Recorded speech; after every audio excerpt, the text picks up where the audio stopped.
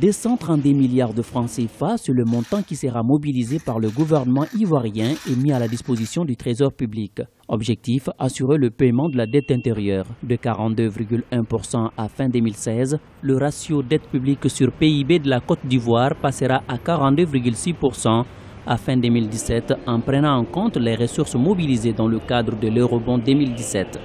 Ce ratio est l'un des plus faibles de la norme dans l'UEMOA, largement en dessous des normes communautaires maximales de 70%, ce qui fait de la Côte d'Ivoire un pays à risque de surendettement modéré selon le Fonds monétaire international.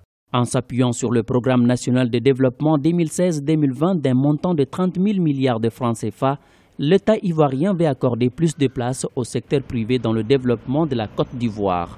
De nombreuses initiatives ont été prises à cet effet afin d'assurer la compétitivité des entreprises privées. Le gouvernement annonce de grands projets pour le secteur privé dans son PND. Donc je pense qu'il y a une prise de conscience effectivement avec cette manne qui va être versée aux fournisseurs de l'État que effectivement le secteur privé effectivement va redevenir la locomotive de l'économie ivoirienne, va redevenir la priorité du gouvernement ivoirien.